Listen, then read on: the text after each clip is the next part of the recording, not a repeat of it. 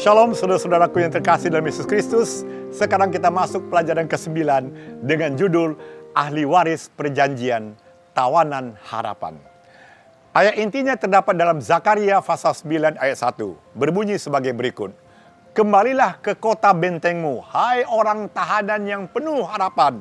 Pada hari ini juga aku memberitahukan, aku akan memberi ganti kepadamu 2 kali lipat. Saudaraku, sebagai pendahuluan saya ingin sampaikan, sejak Eden tertutup oleh kerub dengan pedang bernyala dalam Kejadian 3 ayat 24, tetapi Allah tidak menutup kisah manusia. Ia menyatakan jalan pulang melalui perjanjian, melalui Abraham, dan dia menunjuk kepada Kristus sebagai satu-satunya ya dan amin dari semua janji Allah yang ditulis dalam 2 Korintus 1 ayat 20. Ditulis, sebab Kristus adalah iya bagi semua janji Allah. Itulah sebabnya oleh dia kita mengatakan amin untuk memuliakan Allah. Saudaraku yang kekasih, Kanaan itu hanyalah bayangan Eden yang hilang. Dan bumi baru kelak adalah pemulihan nyata dari hadirat Allah yang kekal. Kita dipanggil menjadi ahli waris perjanjian. Namun selama dunia ini masih berdosa, kita tetap hidup sebagai tawanan harapan. Itulah yang ditulis dalam Zakaria 9 ayat 12. Kita menantikan pembebasan penuh ketika kemah Allah ada di tengah-tengah manusia yang ditulis dalam Wahyu pasal 21 ayat 3. Saudaraku, coba kita masuk pelajaran pertama hari Minggu dengan tema Eden dan Kanaan.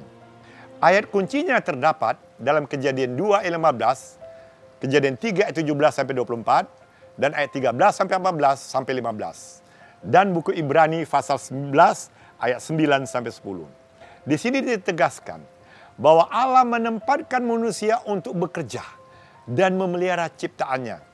Tetapi dosa membawa kutuk dan kehilangan Eden. Namun melalui janji kepada Abraham, Allah meneguhkan harapan umatnya akan tanah perjanjian sejati, kota surgawi yang dirancang bagi mereka yang hidup oleh iman. Saudaraku, di sini kita ketahui bahwa Allah menciptakan manusia untuk bekerja dan beribadah di taman. Sebuah tempat di mana kerja itu adalah ibadah dan hadir Allah nyata setiap hari. Tetapi saudaraku, setelah kejatuhan, tanah itu dikutuk dan manusia diusir dan akses ke pohon kehidupan ditutup dalam Kejadian 3 ayat 23 sampai 24. Namun ada janji pemulihan yang dimulai ketika Allah berkata kepada Abraham, kepada keturunanmu lah akan kuberikan negeri ini, yang ditulis dalam Kejadian 13 ayat 15. Saudaraku, kota Kanaan adalah kompas rohani untuk kita menuju Taman Eden yang hilang. Dan bukan sekedar tanah, melainkan simbol hadirat Allah yang kembali di tengah umatnya. Maka oleh sebab itu dalam tulisan hamba Tuhan di buku Patriarch and Prophet halaman 60 dikatakan, duri dan onak merupakan pencobaan dan kesulitan hidup yang diizinkan Allah untuk kebaikan manusia. Sebagai bagian dari pelatihan bagi pengangkatannya dalam rencana Allah. Kemudian tanah Kanaan juga adalah lambang dari warisan sorgawi. Abraham menantikan kota yang mempunyai dasar, yang pembangunannya ialah Allah. Saudara bisa baca dalam buku Patriarch and Prophet halaman 170. Sebagai aplikasi saudaraku, kehilangan Eden tidak diatasi dengan teknologi, tetapi dengan ketaatan kita kepada Tuhan dan beribadah sesuai dengan kehendaknya. Hidup yang dipenuhi penderitaan hari ini saudaraku adalah alat untuk pemulihan karakter kita. Seperti Abraham saudaraku, kita harus hidup di dunia ini sebagai peziarah. Dan kita harusnya menolak untuk tetap menetap di dunia yang fana ini. Itulah pelajaran hari Minggu. Dan sekarang kita masuk pelajaran hari Senin dengan tema Tanah sebagai Hadiah. Ayat kuncinya terdapat dalam Keluaran 3 ayat 8, Ulangan 6 ayat 3, Imamat 25 ayat 23, dan Mazmur 24 ayat 1. Di sini dikatakan bahwa Allah membawa umatnya ke tanah yang baik sebagai warisan ilahi. Namun menegaskan bahwa bumi adalah miliknya sepenuhnya. Manusia itu hanyalah penata layanan yang dipanggil untuk hidup taat dan mengelola miliknya, berkatnya dengan setia. Maka tanah perjanjian bukan hak milik saudaraku, tapi itu adalah hadiah kasih karunia dari Allah. Maka jadi dalam buku Imamat 25 ayat 23 jika saudara baca, Tuhan berkata, tanah jangan dijual mutlak, karena akulah pemiliknya dan kamu adalah pendatang bagiku. Jadi saudaraku, tidak heran dalam tulisan pena inspirasi dalam buku Patriarch and Prophet halaman 505 dikatakan, tanah itu diberikan kepada mereka dengan syarat ketaatan. Bila mereka gagal menuruti perintahnya, maka berkat itu akan ditarik dan tanah itu akan memuntahkan mereka. Apa aplikasinya saudaraku? Sesungguhnya kepemilikan sejati adalah penata layanan, bukan penguasaan. Itulah yang ditulis dalam buku Mazmur pasal 24 ayat 1 dan 1 Korintus 4 ayat 2. Dan ujian iman hari ini saudaraku bukan di padang gurun, tetapi di dompet saudara dan pekerjaan saudara. Itulah yang ditulis dalam Lukas 16 ayat 10-11, Malaki 3 ayat 10. Maka itu Allah memanggil kita memelihara tanah, baik bumi, tubuh maupun waktu, itu adalah miliknya yang kudus. Sebagaimana ditulis dalam Kejadian 2 ayat 15 dan 1 Korintus 6 ayat 19-20. Nah, sekarang kita masuk pelajaran hari Selasa dengan tema tantangan dari negeri itu. Ayat kuncinya tertulis dalam Yosua pasal 13 ayat 1-7, Efesus 2 ayat 8-9, Filipi 2 ayat 12-13, dan kitab 2 Korintus 10 ayat 4-5. Di sini digarisbawahi, iman sejati itu bukan pasif, tapi Allah memberi kasih anugerah keselamatan. Tetapi umat harus bekerja sama dengannya dalam menghadapi peperangan rohani untuk menaklukkan tanah dosa dan menyelesaikan misinya. Allah berkata kepada Yosua, masih banyak tanah yang belum diduduki dalam Yosua 13 ayat 1. Saudaraku, janji Allah telah diberikan, tapi iman menuntut partisipasi kita. Kasih anugerah bukan alasan untuk pasif, saudaraku. Keselamatan diberikan supaya kita bekerja bersama Allah. Jadi bukan kekuatan tentara, tetapi melainkan ketaatan kesetiaan Israel kepada Allah yang memberikan kemenangan kepada mereka. Itulah yang ditulis kalau saudara bisa baca dalam buku Patriarch and Prophet halaman 493. Dengan kata lain, pengurusan penyucian adalah pekerjaan seumur hidup saudaraku yang ditulis dalam buku The Acts of Apostles halaman 560. Lalu apa aplikasinya buat saudara dan saya hari ini? Sekecil apapun dosa, jangan dibiarkan. Karena itu ibarat bangsa sisa atau Kanaan dalam tanah hati yang kelak menjadi jerat. Kemenangan rohani saudaraku datang bukan dari tenaga manusia, melainkan ketaatan yang aktif kepada Tuhan.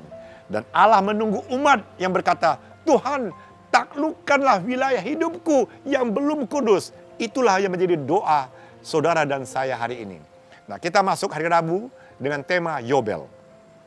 Ayat kuncinya saudaraku terdapat dalam Imamat 25 ayat 1 dan ayat 13 dan 23. Dan Lukas 4 ayat 18-19 dan Yesaya 58. Di sini dikatakan, Allah menetapkan prinsip pemulihan dan pembebasan total baik secara sosial maupun secara rohani yang digenapi dalam pelayanan Kristus sebagai tahun berkat, tahun rahmat Tuhan bagi dunia. Saudaraku, setiap tahun ke-50 biasanya tanah dikembalikan, budak dibebaskan dan hutang dihapus.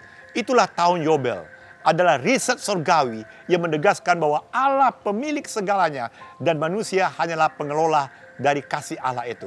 Maka itu dalam buku Patriarch and Prophet halaman 534 jika saudara baca disebutkan, peraturan tahun Yobel dirancang untuk memajukan kesetaraan sosial dan menumbuhkan roh kemurahan dan kebaikan.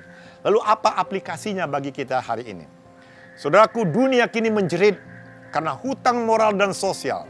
Tapi Injil memanggil jemaat Tuhan untuk menjadi Yobel modern. Melepaskan yang terbelenggu oleh rasa bersalah, kemiskinan, atau keputusasaan. Sabat adalah miniatur Yobel mingguan. Hari untuk kita berhenti, menguasai, dan mulai mengasihi. Saudaraku yang kekasih, jangan lupa. Kita dipanggil bukan sekedar merayakan kebebasan, tapi kita juga ikut membebaskan orang lain di sekitar kita. Kita masuk pelajaran hari Kamis dengan tema tanah yang dipulihkan. Ayat kuncinya terdapat dalam buku Yeremia pasal 31 ayat 16, Yehezkiel pasal 37 ayat 14 dan 25, dan buku 2 Korintus 1 ayat 20. Wahyu 21 ayat 1 sampai 5. Apa yang ditekankan di sini? Bahwa segala janji pemulihan Allah tentang penghiburan, kehidupan baru, dan dunia ini baru akan mendapat penggenapannya sempurna di dalam Kristus dan kerajaan kekalnya. Makanya Allah berjanji dalam Yehezkiel pasal 11 ayat 17, Aku akan mengembalikan mereka ke tanah mereka. Namun saudaraku, pemulihan sejati itu bukan sekadar geografis, melainkan secara rohani. Maka itu dalam Yehezkiel 37 ayat 14 dikatakan, Aku akan menaruh rohku ke dalammu dan kamu akan hidup. Ini berarti saudaraku, semua janji Allah itu akan tergenapi di dalam Yesus. Makanya kita berkata, ya dan amin di dalam Kristus. Dalam buku 2 Korintus 1 ayat 20. Jadi darah Kristuslah yang menandai materai perjanjian baru itu.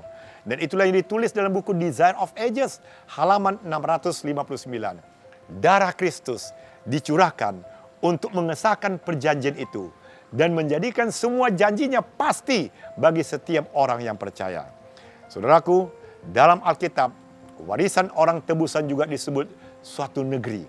Di sanalah umat tebusan akan menemukan rumah mereka. Saudara juga bisa baca dalam buku The Great Controversy, halaman 675. Sebagai aplikasi saudaraku, pertobatan haruslah mendahului pemulihan. Allah tidak akan membawa kita ke tanah baru tanpa hati yang baru. Dan saudaraku, bumi baru itu bukan sekadar lokasi, tapi kondisi hati kita, di mana hukum kasih Allah sudah ada ditulis di dalam batin kita. Itu yang dikatakan dalam Yeremia pasal 31 ayat 33. Makanya orang yang menantikan kota yang beralas, Ibrani 11 ayat 10, melambangkan Yerusalem baru, yaitu tempat kediaman umat Allah yang kekal, dan tidak akan mengikatkan hatinya pada kemewahan dunia ini. Sebagai penutup saudaraku, marilah kita berjalan di antara dua taman, Eden yang hilang dan Eden yang akan dipulihkan. Duri dan onak bisa jadi akan menusuk kita, tapi janji Allah tidak pernah gagal. Ia sedang mencari umat yang seperti Abraham, taat walaupun belum melihat tanah perjanjian itu, tapi dia tetap berjalan walaupun belum sampai. Makanya Yesus berkata, berbahagialah orang yang lapar dan haus akan kebenaran, karena mereka akan dipuaskan. Matius 5 ayat 6. Dan sebagai janji terakhir berbunyi, mereka akan memiliki negeri itu. Matius 5 ayat 5. Maka saudaraku, tidak heran Pena Inspirasi mengatakan dalam buku The Great Controversy, halaman 640 sampai 641, jika saudara sempat baca, segera tampak di timur awan hitam kecil. Lalu raja segala raja turun, dan umat tebusan berseru, lihatlah, inilah Allah kita. Kita telah dinantikannya, dan dia menantikan kita.